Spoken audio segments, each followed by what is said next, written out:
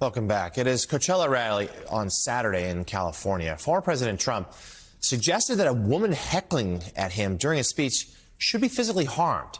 The woman interrupted Trump as he spoke and was escorted out right behind him on stage. Let's take a look at how that situation unfolded. Republican or independent, this election is your chance to send a message.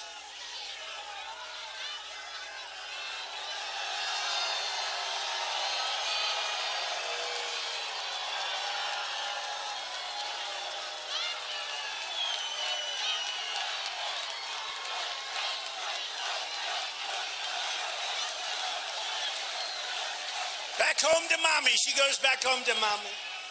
Was that you, darling? And then she gets the hell knocked out of her. Her mother's a big fan of ours. You know that, right? Her father, her mother. Now, you always have that.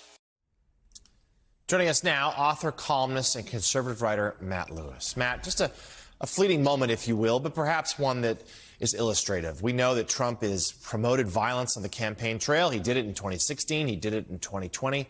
He inspired a riot on January 6th. He's still doing it now. What's your level of concern that his rhetoric, as it grows only angrier and darker in the stretch run of this election, could inspire more violence before, during, or after Election Day? Well, look, you're right. He's been doing this for like 9 years. I think, back in maybe 2015 when he started doing these televised rallies, offered to even pay for the legal expenses of fans of his who would beat up protesters. So this is not a new thing.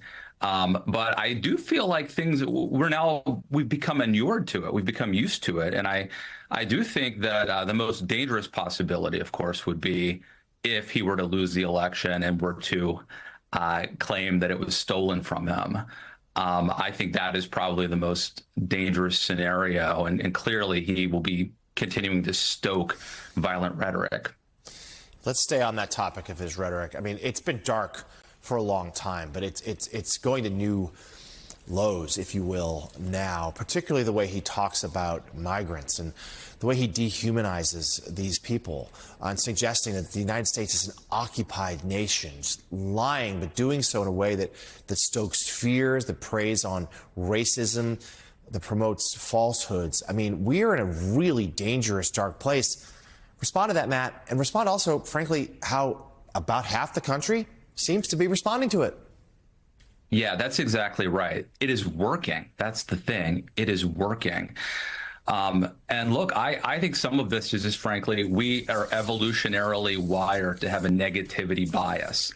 If that noise you heard rustling, if you dismiss it, oh, that's nothing, you are less likely to pass on your genes than if you think, oh, that must be a saber-toothed tiger. Let's hide from it. Let's run. We have a negativity bias. And I think when Americans hear Donald Trump repeating, and it's not just saying it once, it's saying over and over and over, there's something to be afraid of. They're invading our towns. They're occupying our cities. A lot of people think, well, I haven't experienced that. That doesn't really ring true to me. But isn't it safer to assume maybe he's at least partially right? And so I think he is really playing on fear. They say logic leads to conclusions, but emotion leads to action. Trump is running this campaign on emotion and on fear primarily. So, Matt, you said something there I thought really interesting and something that we've all grappled with throughout the Trump era. He just says things over and over and over. Often they're lies. But yet people start to believe them. And he's good at this, at the power of repetition. He says things, they're lies. He creates a news story. Other political actors have to respond. The mayor of Aurora, Colorado, the latest example of this, trying to rebut his false claims about the situation there. And yet, and the media covers it, so therefore gives it life. Meanwhile, Vice President Harris, she'll say things over and over again. They get some coverage, but not nearly as much. They don't live on. What are we all, as members of the media, how should we be approaching this? There are 3 weeks to go. This is a dangerous paradigm. I don't think we've figured it out yet, Jonathan. And I think this is like the perennial problem in the Trump era is figuring out how do you cover Donald Trump responsibly. I think there's certain times when the media fact checks, and it and it backfires. There's the perception, I think, going in, and there has been for years, of liberal media bias. And so I think if you put your thumb down on the scales, it reinforces that stereotype, which frankly, I think actually had some credence to it throughout a lot of my lifetime, certainly. On the other hand, if you let the challenges or the things that Trump says, the allegations, the insinuations, the outright lies go unanswered, and you don't fact check them, then they become fact. And he really uses words to manifest this alternate reality. I don't think we've figured out yet actually how to cover somebody like Donald Trump. Really important thoughts. We're grateful for them. This is a storyline we're going to stay on as we focus on the stakes of this election.